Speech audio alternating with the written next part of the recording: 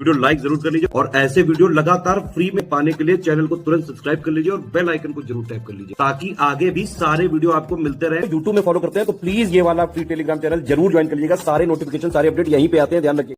नमस्कार दोस्तों, ज्योग्राफी के एक और लेक्चर में स्वागत है आपका। आज से अपना फिजिकल ज्योग्राफी शुरू हो गई। ठीक है, इंडियन ज्योग्राफी पूरी हम लोग कवर कर चुके हैं, फिजिकल ज्योग्राफी शुरू हो गई है। तो आरओ के लिए संपूर्ण ज्योग्राफी हम लोग कर रहे हैं। बिना देरी के आइए देखते हैं ऑरिजिन ऑफ अर्थ। अब देखिए, अर्थ की जो शुरुआत है, ये मेंस का टॉपिक वैसे ज़्यादा है। ऑरिजिन ऑफ अर्थ में जो बिग बैंग थ्योरी एक्सप्लेनेशन है, ये कई बार मेंस में पूछी गई है। एक्सप्लेन करो बिग बैंग थ्योरी क्या है। तो वो मेंस का पार्ट अलग है। हम लोग प्री के लिए जो ज़रूरी है सिर्फ वो देखेंगे। तो पृथ्वी की उत्पत्ति के संबंध में विभिन्न दार्शनिक, मतलब बहुत सारे जो फिलोसफर हैं, वैज्ञानिक हैं, उनकी बहुत परिकल्पनाएं रही हैं। परिकल्पनाएं हैं, प्रूफ नहीं हुआ है।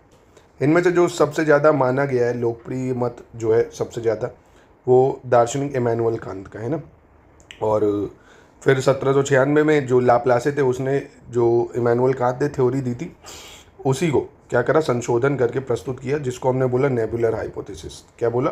तो ऐसे आपसे पूछ सकता है, नेबुलर हाइपोथेसिस किसने दिया है? तो लाप्लासे ने दिया है 1796 में, है ना। और जो सर्वमान्य सिद्धांत है, जो मोस्ट पॉपुलर आर्गूमेंट जो माना जाता है यूनिवर्स के ऑरिजिन में, वो बिग बैंग थ्योरी ही माना जाता है ना। इसे विस्तारित ब्रह्मांड परिकल्पना या एक्सपेंडिंग यूनिवर्स हाइपोथेसिस कहते हैं। ये कैसे यूनिवर्स जो है गुब्बारे की तरह है। जैसे गुब्बारे में आप डॉट डॉट डॉट बना दो, हवा भरो तो वो बढ़ेगा ना, तो उनकी दूरी भी बढ़ती जाएगी ऐसे। तो वो मेंस का पार्ट है, वो हम लोग इसमें नहीं देखेंगे। एडविन हबल 1920 में ये प्रोवाइड करता है evidence that universe is expanding, है ना। 1920 में एडविन हबल प्रमाण देते हैं कि ब्रह्मांड का विस्तार हो रहा है। और वही निकोलस जो कॉपरनिकस था, उसने सबसे पहले ये मत रखा था कि ब्रह्मांड के केंद्र में सूर्य है, पृथ्वी नहीं, है ना। सबसे पहले ब्रह्मांड के केंद्र में सूर्य है, पृथ्वी नहीं। किसने बताया था? कॉपरनिकस ने बताया था। कॉपरनिकस को ही आधुनिक खगोल विज्ञान का जनक माना जाता है। तो Copernicus father of modern astronomy. ये आपको प्रीलिम्स के फैक्ट्स में बता रहा हूँ सिर्फ, ठीक है।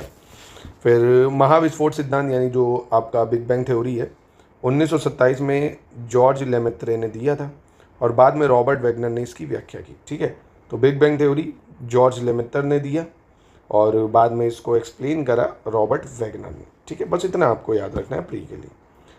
अब कुछ महत्वपूर्ण फैक्ट, जैसे आकार के अनुसार ग्रहों का जो अवरोही क्रम है, इंग्लिश में देखें तो साइज़ के अकॉर्डिंग डिसेंडिंग ऑर्डर है। डिसेंडिंग मतलब बड़े से छोटा कौन है ना, अवरोही क्रम मतलब बड़े से छोटा। तो सबसे बड़ा बृहस्पति यानी जुपिटर हो जाएगा आपका, फिर सैटर्न यानी शनि हो जाएगा आपका, उसके बाद यूरेनस होगा, फिर नेपच्यून होगा, अर्थ होगा, है ना, और फिर वीनस हो जाएगा, उसके बाद मार्स होगा आपका, और मरकरी हो जाएगा, है ना।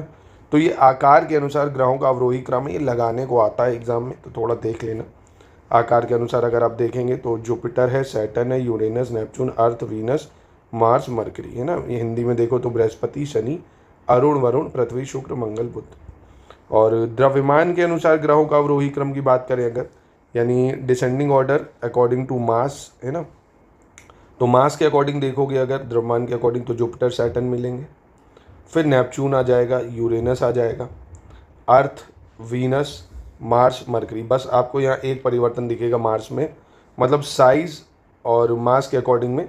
बस यहाँ यूरेनस, नेपच्यून अपनी जगह बदल लेते हैं ना, यहाँ देख सकते हो। तो नेपच्यून इधर आ जाएगा, यूरेनस इधर मास में, बाकी सब सेम है ना।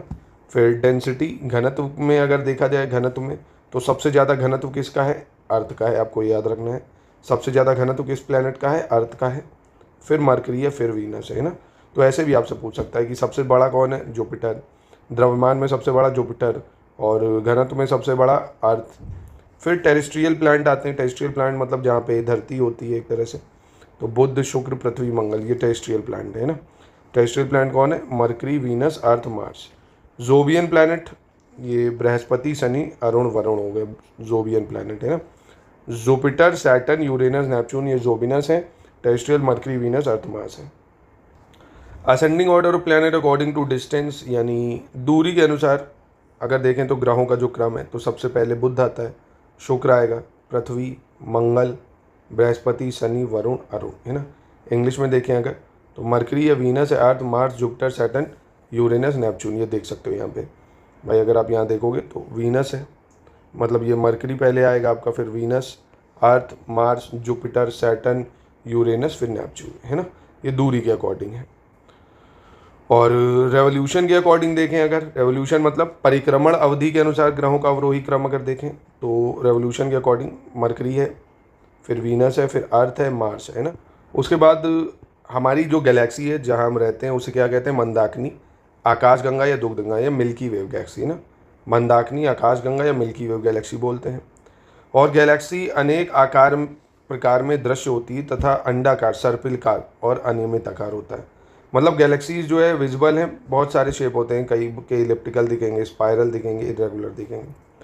ब्रह्मांड अनंत गैलेक्सियों का सम्मिलित रूप है भाई। एक जैसे मिल्की वेव गैलेक्सी है ना, तो मिल्की वेव भी किसी गैलेक्सी का पार्ट है, ऐसी और भी हज़ारों लाखों गैलेक्सीज है ना। तो the universe is a collection of infinite galaxies, each Galaxy has an average of 1 lakh million star. अब औसतन 1 लाख मिलियन तारे हैं एक गैलेक्सी में, जिनका निर्माण गैलेक्सी में उपस्थित हाइड्रोजन और हीलियम की संगठक निहारिकाओं से हुआ है। यानी जितने भी ये स्टार्स हैं वो हाइड्रोजन और हीलियम से ही बने हैं। सुपरनोवा विस्फोट जो होता है, supernova explosion, the star attain the state of death. यानी सुपर विस्फोट, जो सुपरनोवा विस्फोट होता है उसके पश्चात तारा मृत्यु की दिशा को प्राप्त हो जाता है ना। जब तारा मृत्यु की दिशा को प्राप्त होता है, ख़त्म हो जाता है, तो उसको सुपरनोवा एक्सप्लोजन बोलते हैं। तो सुपरनोवा एक मात्रप्राय तारे की विस्फोट अवस्था है ना। जब कोई तारा खत्म होने वाला होता है उस पर एक्सप्लोजन होता है, उसको सुपरनोवा एक्सप्लोजन बोलते हैं। उसके बाद Proxima Centauri is the nearest star to the sun. यानी प्रॉक्सिमा सेंचुरी सूर्य का सबसे निकटतम तारा है, तो सूर्य का सबसे निकटतम तारा प्रॉक्सिमा सेंचुरी है। अंतरिक्ष यान में बैठे व्यक्ति को आकाश का रंग जो है वो काला दिखाई देता है, क्योंकि अंतरिक्ष में वायुमंडल नहीं है भाई, है ना। एटमॉस्फेयर की जो है वो कमी है, इसलिए ब्लैक दिखता है। फिर इवेंट हॉरिजन क्या होता है भाई, it is the boundary that define the region of space around a black hole. It is not possible to observe the phenomena even within this line. यानी यह एक ऐसी सीमा है या बाउंड्री है जो अंतरिक्ष में ब्लैक होल के चारों ओर के क्षेत्र को परिभाषित करती है ना। तो जैसे ये ब्लैक होल है, इसके चारों ओर का जो क्षेत्र है उसको बोलते हैं इवेंट हॉरिजन, है ना। यहाँ लाइट तक नहीं आ पाती है ना, इस सीमा के अंदर भी घटना का प्रक्षण संभव नहीं, क्योंकि लाइट नहीं है। तो इवेंट हॉरिजन क्या होती है, ब्लैक होल के आसपास का जो क्षेत्र होता है उसको बोलते हैं। प्रॉक्सिमा सेंचुरी सूर्य के निकट तारा हो गया। सिंगुलैरिटी क्या होती है, इसको समझ लो। अंतरिक्ष काल में एक ऐसा स्थल है ये जहाँ किसी खगोलीय पिंड का गुरुत्वाकर्षण क्षेत्र अनंत हो जाता है। तो सिंगुलैरिटी आपने साइंस में पढ़ी हो, it is a point in space time where gravitational field of celestial body become infinite, है ना। जो ग्रेविटेशनल फील्ड है वो क्या हो जाती है, इनफाइनाइट हो जाती है। गुरुत्वाकर्षण क्षेत्र अनंत हो जाता है किसी भी खगोलीय पिंड का, ठीक है। अब सूर्य, 8 ग्रह, उपग्रह तथा कुछ अन्य खगोलीय पिंड जैसे क्षुद्र ग्रह, उल्का पिंड मिलकर सौर मंडल का निर्माण करते हैं, जिन्हें हम सौर परिवार कहते हैं, सोलर सिस्टम कहते हैं। अब सोलर सिस्टम में क्या है भाई, सूरज है, 8 प्लैनेट है और बहुत सारी सैटेलाइट्स हो गई, जैसे मून है, अर्थ की सैटेलाइट है ना, तो बहुत सारी सैटेलाइट्स वगैरह हो गई। अदर सेलेस्टियल बॉडीज जैसे एस्टेरॉयड एंड मेट्रॉइड्स ये भी आ जाते हैं। अब बात आती है सन की। सन यानी सूर्य सौर मंडल के केंद्र में स्थित है, बहुत बड़ा है, अत्यधिक गर्म गैसों से बना है। इसका खिंचाव बल इससे सौर मंडल को बांध के रखता है, जो ग्रेविटेशनल फोर्स है वो इसको बांध के रखता है।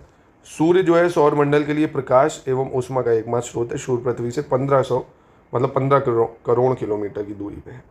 सूर्य की आयु आप देखेंगे तो लगभग 4.6 अरब वर्ष है, 4.6 बिलियन ईयर्स तक है, मतलब इतना पुराना हो चुका है। सौर ज्वालाएं सूर्य पर होने वाले विशाल विस्फोट हैं जो ऊर्जा, प्रकाश और उच्च गति के कणों को अंतरिक्ष में भेजते हैं। यानी जो सोलर फ्लेयर्स है वो क्या है, जो जायंट एक्सप्लोजन होता है सूरज में, है ना, वो एनर्जी निकलती है बहुत हाई, उसको सोलर फ्लेयर्स बोलते हैं। जो आज फट रही है, गर्मी इतनी ज़्यादा आप देख रहे हो ना। ये ज्वालाएं अक्सर सौर चुंबकीय तूफानों से जुड़ी होती हैं, जिन्हें कोरोनल मास इजेक्शन के रूप में जाना जाता है। यानी दीज फ्लेयर्स, ये जो सोलर किरणें हैं, associated with solar magnetic storms known as coronal mass ejection. तो कोरोनल मास इजेक्शन अगर आपसे पूछे प्रीलिम्स में कि कोरोनल मास इजेक्शन क्या होता है, तो सूरज की जो लय है, मतलब सूरज से जो किरणें निकलती बहुत ज़्यादा सोलर फ्लेयर्स के रूप में, उसको बोलते हैं, ठीक है। सूर्य ग्रहण की बात कर लेते हैं। सोलर इक्लिप्स क्या होता है भाई, when the moon comes between the sun and earth, है ना। तो यानी जब बीच में क्या आ जाता है, जैसे ये मून है और ये सन है, ये अर्थ है ना। When moon come between sun and Earth, सूरज और पृथ्वी के बीच में अगर चांद आ जाएगा तो बोलेंगे सूर्य ग्रहण। सूर्य ग्रहण भाई, अगर मेरे को कोई ग्रहण क्यों लगाएगा, जैसे आप बहुत ही आसान शब्दों में कहूँ, आप लड़का हो या आपकी गर्लफ्रेंड लड़की है, ठीक है, लड़का लड़की, ठीक, अब बीच में आ गया कोई कबाब में हड्डी, मान लो इसका बॉयफ्रेंड आ गया कोई और, या इसके फादर आ गए, तो ये ग्रहण लगा रहे हैं ना आपके रिलेशनशिप में, ऐसे समझ सकते हो। तो जब भी कोई बीच में आ जाता है दो लोगों के बीच में तो वो ग्रहण लगाता है। ऐसे ही मून जब सन और अर्थ के बीच में आ जाता है तो लग जाता है सूर्य ग्रहण, ठीक है। Moon come between sun and earth due to which the sunlight does not reach the earth. अब वही समझ लीजिए, अब ये लड़का लड़की जब मिल नहीं पाएगा तो वही हाल है ना, तो इसको क्या ही है, सूर्य ग्रहण बोलेंगे। तो दिस कंडीशन अकर्स ओनली है प्रतिपादा, यानी जो न्यू मून डेट होता है अमावस्या उसको बोलते हैं। तो यह स्थिति केवल प्रतिपादा या न्यू मून डे अमावस्या को होती है। तो ये सोलर इक्लिप्स याद रखना, ठीक है। चलो अब कुछ महत्वपूर्ण फैक्ट देखते हैं। सूर्य से निकटतम ग्रह यानी नियरेस्ट प्लैनेट टू सन, सूर्य से सबसे निकटतम ग्रह कौन सा है? बुध हो जाएगा आपका, है ना, यानी कौन सा हो जाएगा? मरकरी हो जाएगा आपका। फिर पृथ्वी से निकटतम ग्रह शुक्र हो जाएगा, पृथ्वी से निकटतम nearest to the earth Venus हो जाएगा। सर्वाधिक गर्म ग्रह की बात करें तो मरकरी ना होकर शुक्र होगा, है ना, वीनस होगा मतलब, ठीक है, सबसे ज़्यादा गर्म ग्रह। सूर्य से सर्वाधिक दूर ग्रह वरुण हो जाएगा आपका, यानी नेपच्यून हो जाए। सबसे बड़ा ग्रह जुपिटर यानी बृहस्पति हो जाएगा, और सबसे छोटा ग्रह बुध हो जाएगा यानी आपका मरकरी हो जाएगा, ठीक है। सर्वाधिक घनत्व वाला ग्रह कौन सा है? पृथ्वी है। सर्वाधिक चमकीला ग्रह शुक्र है, सबसे ज़्यादा चमकीला ग्रह वीनस। लाल ग्रह मंगल को कहते हैं, मार्स को कहते हैं। भोर का तारा शुक्र को कहा जाता है और शाम का तारा भी शुक्र को, यानी मॉर्निंग स्टार इवनिंग स्टार, ये दोनों ही हम लोग वीनस को कहते हैं। अर्थ ट्विन प्लैनेट वीनस कहलाता है ना, मतलब पृथ्वी की तरह सेम प्लैनेट जो है पृथ्वी का जुड़वा ग्रह शुक्र को ही कहते हैं। छल्ले वाला ग्रह शनि और अरुण को कहते हैं। छल्ले वाला ग्रह किसको कहते हैं? रिंग प्लैनेट सैटर्न और यूरेनस, ठीक है।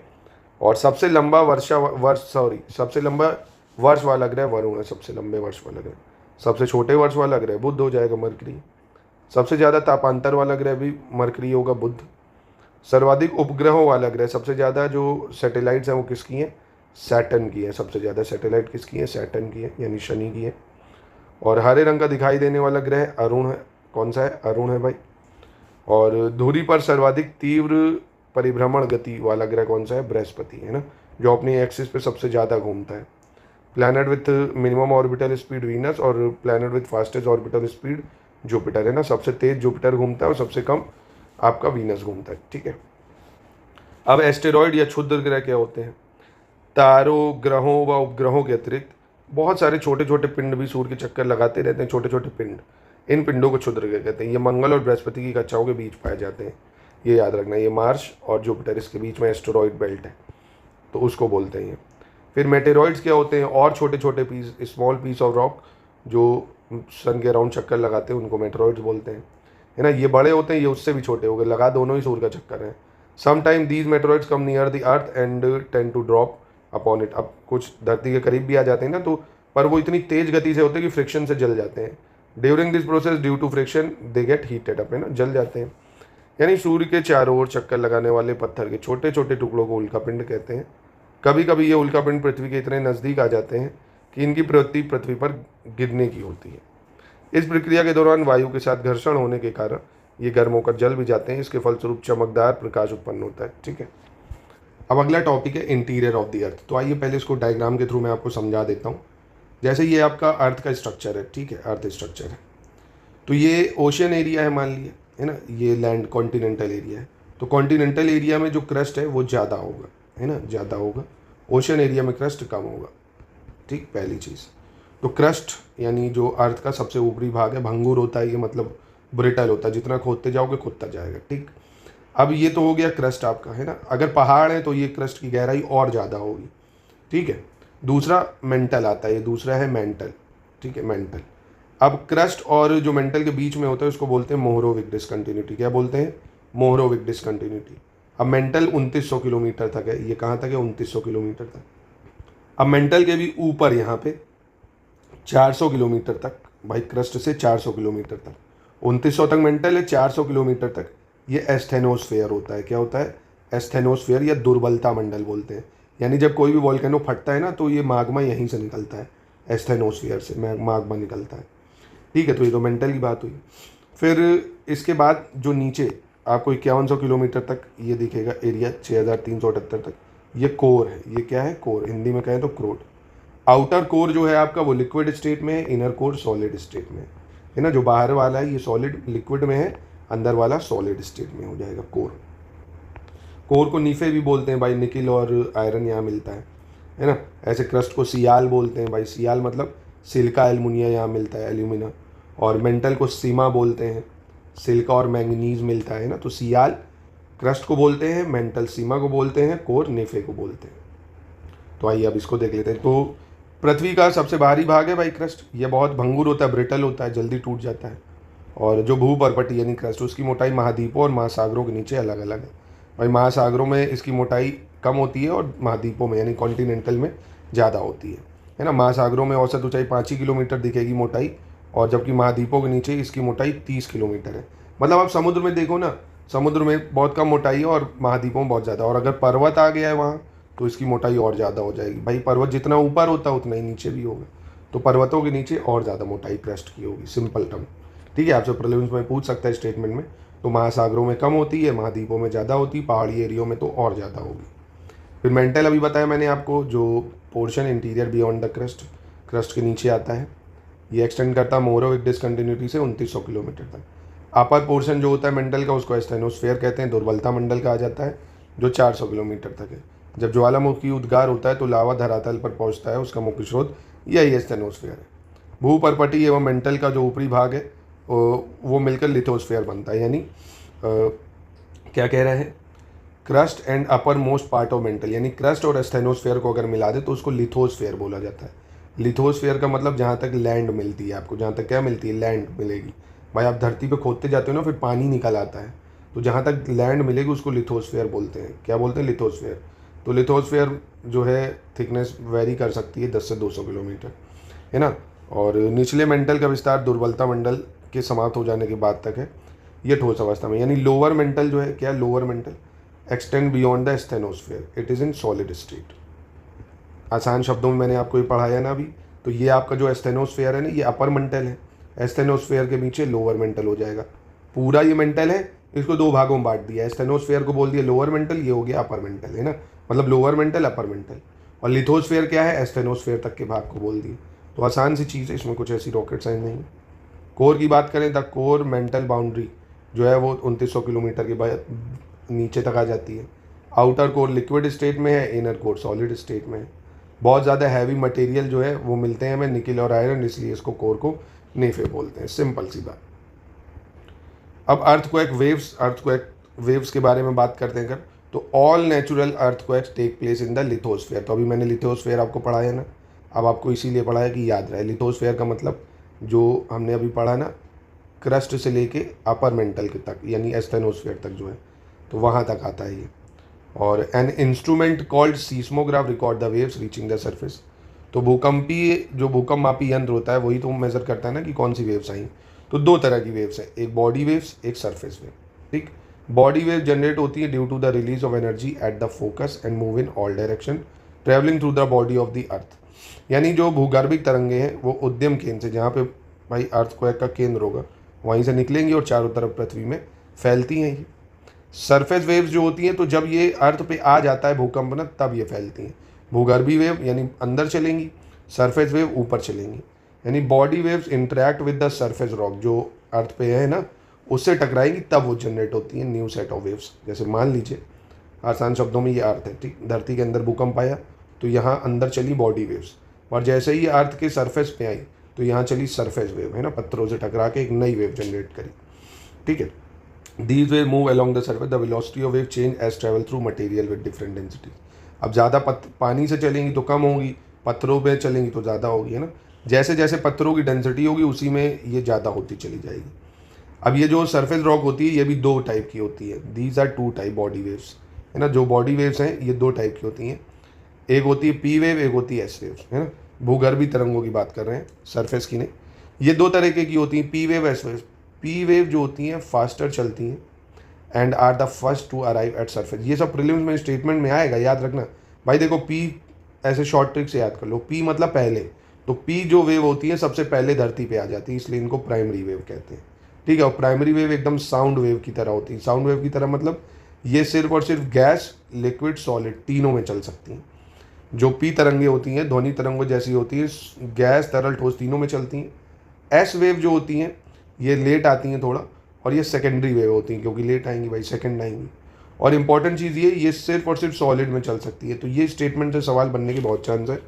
पहली चीज़ कैसे, ऐसे करके याद रख लो, जो बॉडी वेव्स होती हैं भूगर्भीय तरंगें वो पी और एस वेव में होती हैं। पी प्राइमरी होती है तो पहले ये धरती पे आ जाती है, एस सेकेंडरी होती है तो ये बाद में आती है। ये साउंड वेव की तरह होती है, यानी सॉलिड लिक्विड गैस तीनों में चलती है। एस वेव जो होती है सिर्फ और सिर्फ सॉलिड में चलती है, ठीक है, यानी ठोस में ही चल सकती है, पानी में नहीं चल सकती है, गैस में नहीं चल सकती है, याद रखना। अब जिस प्रकार बॉडी वेव दो प्रकार की होती है, उस प्रकार सरफेस वेव भी दो प्रकार की होती है, एक लव वेव, दूसरा रैली वेव, यानी लव तरंगे और रेल तरंगे। देखिए इसका नाम जो है इन साइंटिस्ट है उनके नाम पे रखा गया है। ये जो होती है, it is the fastest surface wave and move the ground from side to side. It is also known as L. They move faster as compare to Rayleigh wave.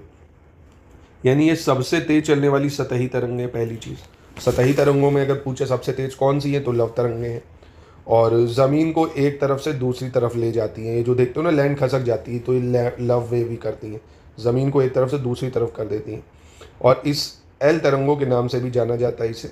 और ये रैली तरंगों की तुलना में तेज़ी से आगे बढ़ती है ना, यानी फास्टर होती है। फिर लॉर्ड रेले के नाम पे आपका रैली तरंगों का नाम पड़ा। रेले लहर जो है ज़मीन पर उसी तरह घूमती है जैसे एक लहर किसी झील या समुद्र पर घूमती है, क्योंकि ये लुढ़कती है। ये ज़मीन को ऊपर नीचे और अगल बगल उसी दिशा में घुमाती है, ऊपर नीचे अगल बगल। रेले वेव, जिस दिशा में लहर चल रही है भूकंप से महसूस होने वाले अधिकांश झटके रेले तरंगों के कारण होते हैं, ठीक है। जैसे आप भूकंप आया, आप एक ही तरफ गिरने लगे, तो वो रैली वेव की वजह से होता है ना। किसकी वजह से होता है? रैली वेव की वजह से। तो ये क्या करती हैं? ऊपर नीचे करती हैं। लव वेव क्या करती है? अगल बगल करती हैं, साइड टू साइड। ये ऐसे ऊपर नीचे करती है, ठीक है। तो आपको surface wave, body waves, P wave, S wave, love wave, rally wave, ये चारों के बारे में बढ़िया से पता चल गया। अगर कभी भी स्टेटमेंट में दे तो आप बता ले जाओगे। अब चलिए इंपॉर्टेंट फैक्ट, जैसे सुनामी है। The word tsunami is related to the Japanese language. शू मीन्स हार्बर एंड नामी मीन्स वेव। यानी जो सुनामी शब्द है जापान भाषा से संबंधित है। शू का अर्थ है बंदरगाह और नामी का अर्थ है तरंग। सुनामी भूकंप के फलस्वरूप समुद्र क्षेत्र में उठने वाली तरंग है। भाई सुनामी कब आती है? समुद्र में भूकंप आया तो पानी की लहरें उठेंगी बहुत तेज। रिंग ऑफ फायर जो है प्रशांत महासागर क्षेत्र में भूकंप और ज्वालामुखी से प्रायः प्रभावित रहता है। इस पेटी में संपूर्ण विश्व के लगभग 90% भूकंपों का अनुभव होता है। तो रिंग ऑफ पैसिफिक फायर जो नहीं ऐसे बना हुआ है इधर पैसिफिक ओशन में। फिर इस क्षेत्र में आप देखेंगे जैसे Chile, California, Alaska, Japan, Philippine, New Zealand, ये सब आ जाते हैं। और मैं आप दिखा देता हूँ।